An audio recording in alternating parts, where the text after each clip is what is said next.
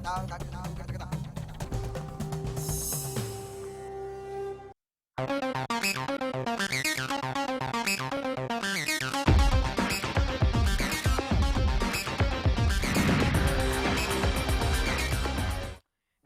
रहे हैं आप हरियाणा न्यूज विशेष के साथ मैं हूं रेणु कैलाश।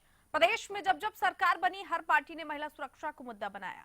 चुनाव जीतने के बाद महिलाओं के लिए ये किया जाएगा, महिलाओं के साथ जो अब हुआ वो आगे नहीं होगा। सरकार आने पर महिलाओं को पूरी सुरक्षा दी जाएगी। ऐसे ना जाने कितने वाले और दावे आपने सुने होंगे। इन वादों और दावों में कितने पूरे होते हैं ये हम और आप अच्छी तरह जानते हैं। चर्चा आज इसी पर।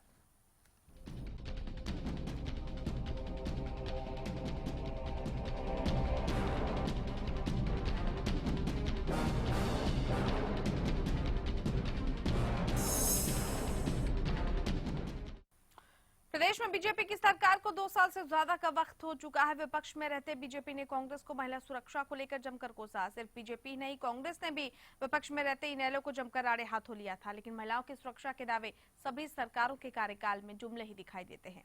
गोहाना में एक बेटी पिछले कई दिन से लापता है। पिता बेटी को खोज खोज कर थक गया है, लेकिन आज तक उसका कोई सुराग नहीं मिला। हारकर बेबस पिता ने ग्रामीणों के साथ जाम लगा दिया। अब ये पिता इंसाफ की मांग कर रहा है।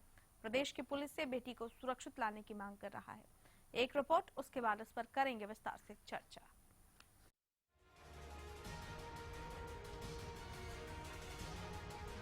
महिलाओं के मान सम्मान की बात होती है तो दुनिया में सबसे पहले भारत का नाम ही जुबान पर आता है।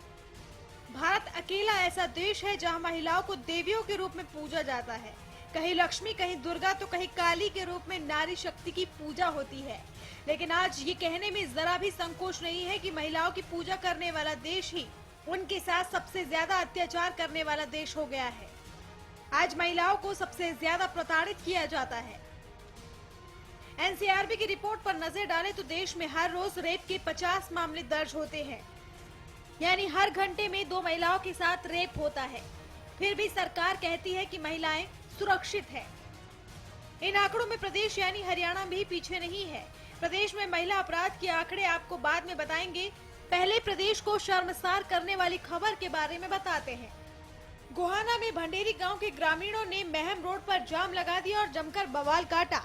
जाम लगाने का कारण गांव की बेटी का पिछले 20 दिनों से गायब होना बताया जा रहा है।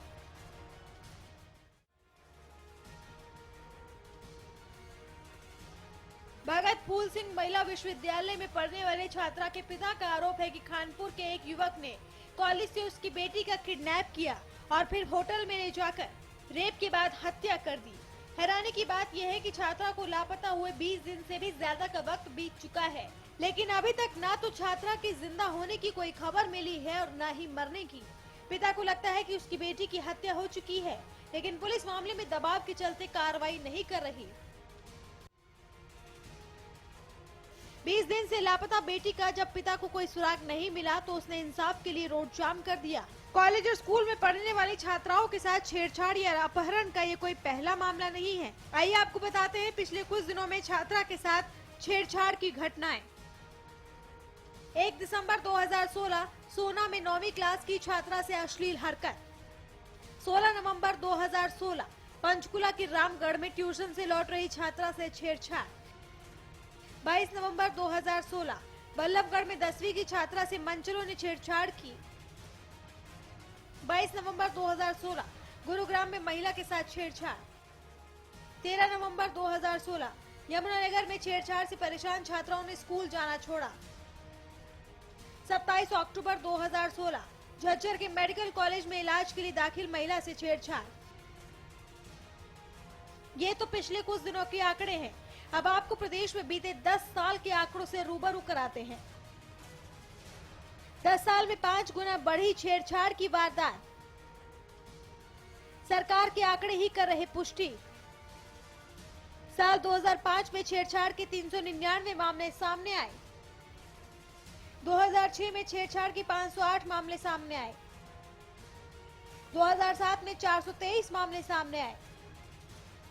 2008 में 451 मामले सामने आए। 2009 में 683 मामले सामने आए। 2010 में 743 मामले। 2011 में 760 मामले। 2012 में 875 मामले, 2013 में 1532 मामले, 2014 में 1688 मामले सामने आए, 2015 में 1926 मामले, वहीं 31 जुलाई 2016 तक छेड़छाड़ के 1041 मामले सामने आ चुके हैं। आंकड़े साफ बयां कर रहे हैं कि प्रदेश में महिलाएं ना तो आज सुरक्षित है, ना ही 10 साल पहले थी। फिर भी सरकार महिलाओं के सुरक्षित होने का दावा करती है। गोहाना से अरुण कुमार के साथ ब्यूरो रिपोर्ट, हरियाणा न्यूज।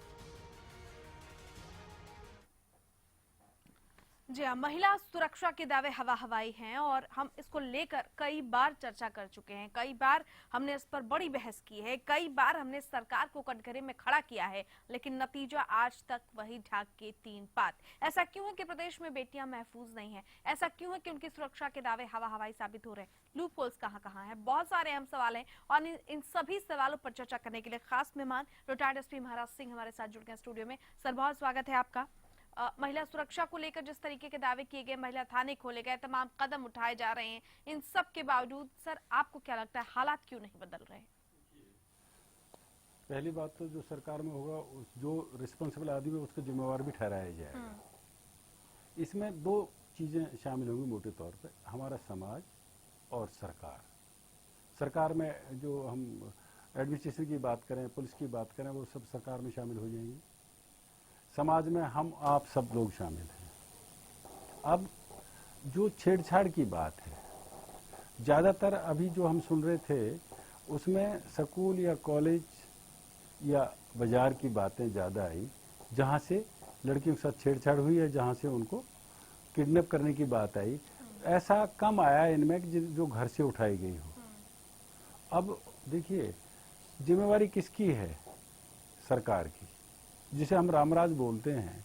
रामराज्य क्या था कि वहां पे कभी भी, चाहे रात के 12 बजे भी, अगर कोई लड़की, कोई औरत पूरे गहने पहन के घर से निकलती थी तो वो सुरक्षित अपने डेस्टिनेशन पे पहुंचती थी। आज घर से निकलने के बाद माँ बाप को, रिलेटिव्स को ये नहीं लगता कि हमारी बेटी किस हाल में होगी। अब इसके लिए सबसे बड़ी बात होती है, सरकार जिम्मेवार है। जो राम राज्य, इस कम से कम इस मामले में तो उन्हें करना चाहिए, जो ये नहीं कर पा रहे हैं। अब आज की सरकार के बारे में बात करूं, मुझे पॉलिटिकल बात नहीं करनी चाहिए, लेकिन एक आज की बात करूं तो आज की सरकार में सबसे बड़ी बात यह है कि आप सवाल नहीं उठा सकते। जो सवाल आपका जायज है या नाजायज है, अगर आपने सवाल उठाया है तो आपने ये सवाल 2 साल पहले क्यों नहीं उठाया, आपने ये सवाल 5 साल पहले क्यों नहीं उठाया, और जो अब उठा रहे हो तो आप देशद्रोही हो। जबकि जो सरकार में होता, जो पावर में होता, उसे क्रिटिसिज्म सुनने का आदी होना चाहिए और उसको फिर वो रिड्रेसल भी उसकी जिम्मेवारी है। हमारे जो आज है, अब पुलिस कह रही है उसने, हमने महिला थाने खोले। जो ये आंकड़े दिखाए गए, बहुत से तो ऐसे हैं अगेंस्ट विमेन जो ऑफेंसेस हैं, जिनमें हमारी बहन बेटियां सामने आना ही नहीं चाहती हैं। वो उनको सामाजिक एक डर होता है कि हमारी बेइज्जती हो जाएगी, फिर हमारे स्टिग्मा लग जाएगा हम पे। ये तो बहुत कम लड़कियां हैं या बहुत कम औरतें हैं जो किसी भी क्राइम के खिलाफ आके खड़ी हो रही है। अब ये लड़की अगर दूसरे दिन तीसरे दिन वापस आ जाती तो मुझे लगता है कि माँ बाप भी इसका सवाल नहीं उठाते। अब क्योंकि इसको ज्यादा दिन हो गए हैं, इसलिए उन्होंने सवाल उठाया है। अच्छा, अब पुलिस की बात जो है, अब इसमें जैसे बताया गया कि जो अभी वो जिसके खिलाफ मुख्य आरोपी है वो अभी तक गिरफ्त में नहीं है। अब गिरफ्त में नहीं है, कम से कम पुलिस सेटिस्फेक्शन तो करे ना। उसके बाद अगर मान लो, मैं कहता हूं कि अगर इस लड़की ने मैरिज भी की है तो कहाँ मैरिज रजिस्टर हुई है? मैं ये कहता हूं, मुझे नहीं पता क्या है, लेकिन अभी तो पहला प्राइम ऑफेंस है तो किडनैप हुआ है। या तो पुलिस ये कहे कि किडनैप नहीं है, और किडनैप है तो आप अब तक कर क्या रहे हो? तो ये तो जो क्वेश्चन मार्क है, ये पुलिस पे या एडमिनिस्ट्रेशन पे, जो भी आप कहें, या सरकार पे लगेगा। ये हाँ, ये लगेगा ही सरकार पर, लेकिन बेटियों के लिए इस प्रदेश में सर जो माहौल है, क्यों आपको लगता है कि क्या उसके प्रति गंभीरता नहीं दिखाई जा रही है? क्योंकि दावे बहुत किए गए, बातें बहुत की गई, यहीं से बेटी बचाओ बेटी पढ़ाओ अभियान की शुरुआत की गई और यहीं पर सबसे ज्यादा कन्या भ्रूण हत्या के मामले सामने आते हैं। चाहे आप दिल्ली की बात कर लें या फिर हरियाणा की बात कर लें, कमोबेश इन दोनों राज्यों में सबसे ज्यादा इस तरह की जो विभत्स घटनाएं हैं वो सामने आती है। गैंगरेप के मामले में हरियाणा नंबर 1 पर है। ये जो चीजें हैं, आखिर ये जो आंकड़े हैं इनमें कमी क्यों नहीं आ पाती है? क्या लगता है गंभीरता नहीं दिखा रही है सरकार? मैं बताता हूँ, जो हमारा एडमिनिस्ट्रेशन है, प्रशासन है, प्रशासन इस मामले में सेंसिटिव नहीं है।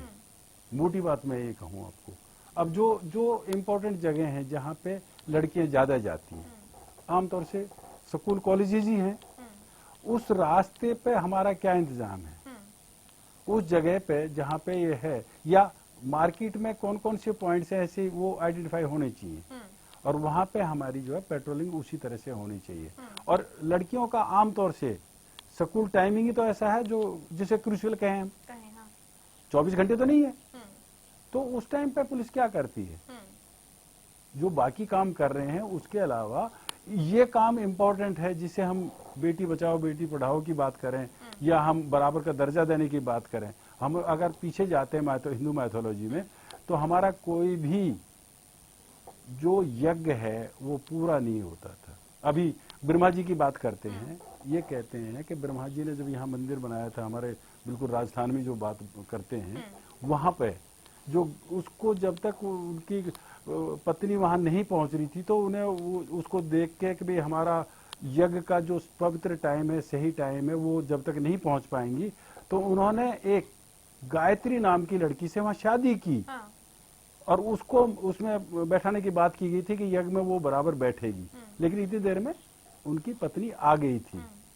तो अब देखिए, हमारी माइथोलॉजी तो ये कहती है कि यज्ञ पूरा करने के लिए हमें कुछ भी करना पड़े, लेकिन हमें लेडी को, औरत को हमें बराबर का दर्जा देना होगा। हम अधूरे हैं तब तक जब तक कि लेडी हमारे बराबर नहीं है।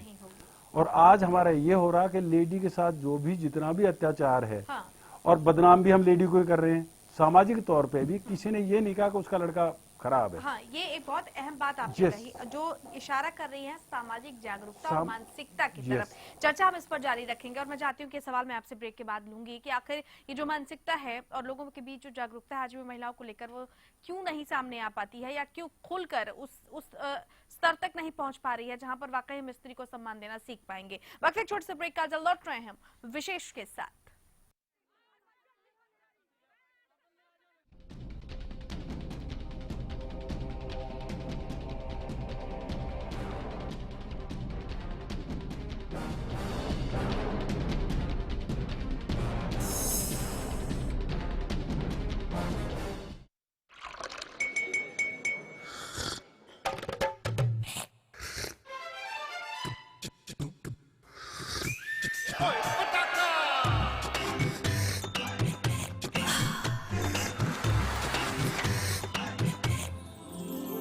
उर्मिला, हेलो हेलो जी, हो जाए। Thank you.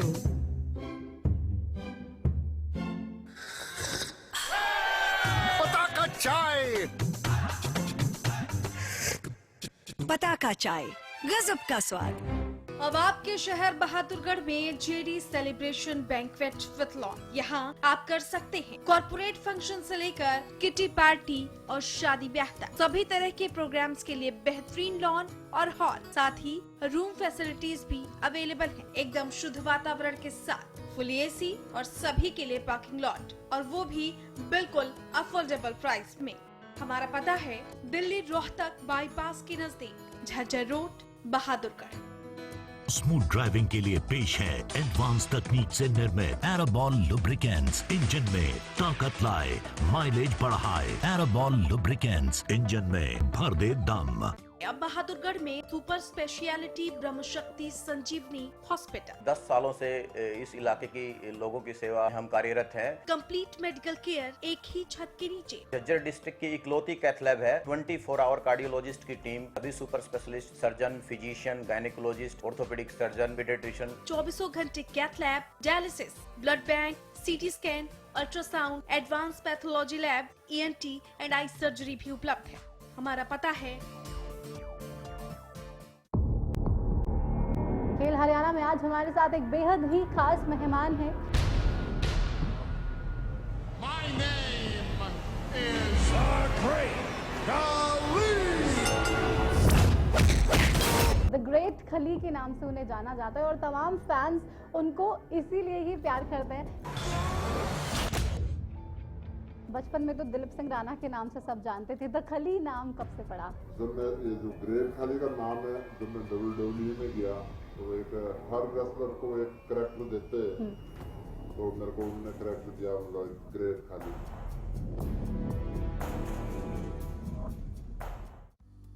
सिरसा में अब खत्म हुआ अंतर्राष्ट्रीय स्तर की शिक्षा का इंतजार। MDLR ग्रुप लेकर आए हैं MDK इंटरनेशनल स्कूल। हरियाणा के हरित क्षेत्र सिरसा में विश्व स्तरीय शिक्षा की खास पहचान। MDK international school Cambridge university London से जुड़े सिरसा के इस पहले रेसिडेंशियल कम डे बोर्डिंग स्कूल के डायरेक्टर हैं कैम्ब्रिज एग्जाम्स के आकलनकर्ता मिस्टर लॉरेंस फ्रे। विश्व स्तरीय शिक्षा के साथ MDK स्कूल में है एयर कंडीशन कैंपस और दूसरी आधुनिक जरूरी सुविधाएं, पुस्तकों से परिपूर्ण लाइब्रेरी और एक स्पेशियस कैफेटेरिया जिसमें बच्चों के लिए मिलेगा हेल्दी खाना। MDK इंटरनेशनल स्कूल की विश्व स्तरीय खेल एवं अन्य सुविधाएं आपके बच्चों का स्वास्थ्य एवं चहुमुखी विकास सुनिश्चित करती हैं। तारकेश्वरम धाम के नजदीक रानिया रोड सिरसा में। अधिक जानकारी के लिए संपर्क करें।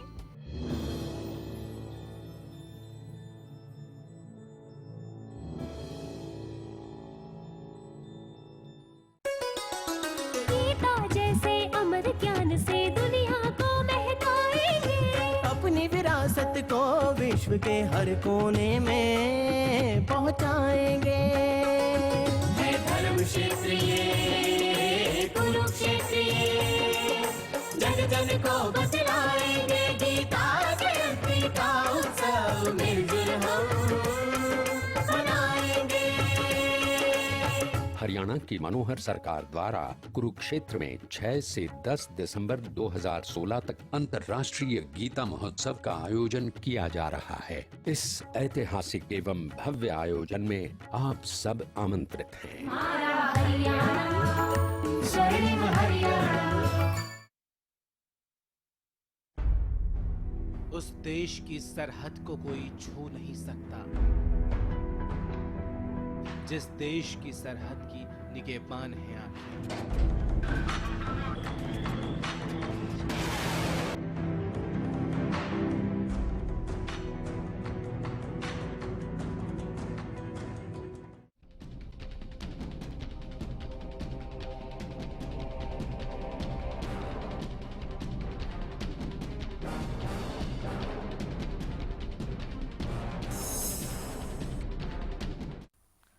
जी, विशेष में चर्चा कर रहे हैं ना आना इस देश लाडो, क्योंकि जो आंकड़े हैं बड़े भयावह हैं महिला सुरक्षा को लेकर, लड़कियों की सुरक्षा को लेकर। बेटियां सुरक्षित नहीं हैं, महीनों महीनों गायब रहती हैं, कोई पता ठिकाना पुलिस नहीं लगा पाती है। ना ये पता होता है कि वो जी रही हैं, ना ये पता होता है कि वो मर चुकी हैं। सरेआम अपहरण कर लिया जाता है, दुष्कर्म के बाद उनकी हत्या कर दी जाती है। और ये एक मामला नहीं है, ऐसे सैकड़ों वारदातें हरियाणा में हो चुकी है। कारण क्या है? बातचीत में जो हम चर्चा कर रहे थे, चर्चा का रुख एक तरफ ये था सामाजिक जागरूकता और जो मानसिकता है लोगों की। महाराज सिंह हमारे साथ लगातार बने हुए हैं। ब्रेक को जाने के पहले सर, जो मैं सवाल आपसे जानना चाह रही थी, मैं चाहती हूँ आप उसका उत्तर दें। इसके प्रति सामाजिक जागरूकता और मानसिकता कितने जिम्मेदार? देखिए, सामाजिक जागरूकता की हम बात करें, हमारी जो हिंदू माइथोलॉजी है उसमें हमारे 2 ग्रंथ बहुत महत्वपूर्ण हैं, रामायण और महाभारत। रामायण के टाइम पर अगर हम जाते हैं तो इस बात पे तो मैं नहीं जाऊंगा कि शूर्पणखा ने क्या किया जो उसकी नाक काटनी पड़ी, लेकिन जो रावण सीता जी को उठा के लेके गया उसने भी संयम दिखाया, किडनैप किया लेकिन सीता की बेइज्जती नहीं की, उसको ठीक ढंग से इज्जत से अपने वहां पे एक अलग महल में कहिए या बाग में कहिए जहां भी रखा, जो अशोक वाटिका का हम जिक्र करते हैं। मतलब जिसकी बहन की नाक कट जाए उसकी बेइज्जती हुई, लेकिन उसने फिर भी एक संयम बरता कि उसने एक औरत का जो है इज्जत रखी उसकी, उसके साथ उसने बेइज्जती के कोई बात नहीं की। ये तो हमारी रामायण बताती है। अब हम महाभारत में अगर आए, हमारी माइथोलॉजी में, हिंदू माइथोलॉजी में 8 किस्म की शादियों को सही माना गया है। अब देखिए, गंगा जो थी गंगा के साथ जो हुआ, भीष्म उससे पैदा हुआ, उसको एक अंगूठी दे के आया था वो जब रात को वहां रुका तो उसे कि कभी जरूरत हो तो ये मेरे निशानी है। तो उसने देखिए कितना बड़ा वो था कि उसने उसको स्वीकार किया और उसे लेके आया। उसके बाद भीम पे आ जाइए, उसकी जो शादी थी हिडम्बा से, वो हिडम्बा कहाँ रहती थी, भीम कहाँ रहता था, लेकिन उसने स्वीकार किया। हिडम्बा ने भी इस बात को माना कि मेरे भीम के साथ ताल्लुक है और उसने उसे पत्नी का दर्जा दिया। तो जब हमारी माइथोलॉजी इस तरह की बातों को स्वीकार करती रही है तो हमें जो है इज्जत करने में क्या वो है, हमारी मेंटलिटी जो है ना, सिर्फ ये कहिए कि पुरुष प्रधान हमारा समाज हो चुका है, तो इसलिए हम अपनी ईगो में मरे हुए हैं और इसके पीछे कोई कारण नहीं है। और नहीं तो हमारी माइथोलॉजी तो कहती है कि अगर आपसे गलती हुई है या जानबूझ के कुछ हुआ है, महिला के प्रति आपने कोई ऐसा काम कर दिया है, तो उसे स्वीकार करो और उस महिला को उसे इज्जत के साथ उसको, आपकी भी इज्जत बनेगी और उस महिला को भी एक दर्जा मिलेगा। लेकिन हम अभी अपनी कुंठित जो हमारी मानसिकता है उससे हम बाहर नहीं निकल पा रहे हैं और फिर हम जो इल्जाम लगाते हैं वो महिला पे ही लगाते हैं। अपनी महिला अकेली तो जिम्मेवार है नहीं, उसके साथ जो पुरुष है वो भी तो उतना ही जिम्मेवार है ना। लेकिन हमने किसी पुरुष को कभी बदनामी के उससे नहीं देखा, उसको हम मर्द मानते हैं और महिला को अबला मानते हैं। तो ये मेंटेलिटी हमें बदलनी होगी और समाज को भी इसमें सामने आना पड़ेगा। लेकिन सरकार को भी जब तक सख्त तरीके से वो पेश नहीं आएगी तो समाज में बदलाव भी बगैर सख्ती के नहीं आएगा। बिल्कुल। महिला सुरक्षा के जो दावे हैं या जो वायदे हैं या महिला सुरक्षा अगर हम कहें सर, तो क्या सुझाव आप देना चाहेंगे कि उनकी मतलब एक विश्वसनीयता बन जाए और महिला सुरक्षा के जो दावे हैं वो पुख्ता हो सके, उनके इंतजाम पुख्ता हो सके? देखिए, ये सब जो है एक तरह से जुमले हैं जो आप पहले जब ओपनिंग कर रहे थे, तो ये राजनीतिक जुमले हैं। महिला अगर आप देखो तो 50% करीब हमारी महिलाओं की जनसंख्या है। 50% के प्रति हम क्या कर रहे हैं? एक डिस्ट्रिक्ट में अगर एक थाना हम खोल रहे हैं, उसमें कह रहे हैं 33% हमारी महिलाएं होंगी पुलिस में। हम एक थाना खोल रहे हैं एक डिस्ट्रिक्ट पे, तो ये क्या एक डिस्ट्रिक्ट से वो 50% हो गया क्या? बिल्कुल।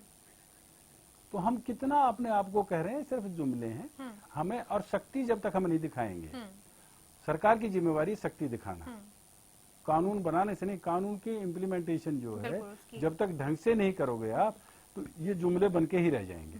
बहुत शुक्रिया सर आपका इस खास चर्चा में शामिल होने के लिए, क्योंकि वाकई तब तक ये जुमले ही बनकर रह जाते रहेंगे जब तक कि इनकी इम्प्लीमेंटेशन सही तरीके से ना हो और महिला सुरक्षा को लेकर सरकारें और प्रशासन गंभीर नहीं होंगे। विशेष में फिलहाल इतना ही। नमस्कार।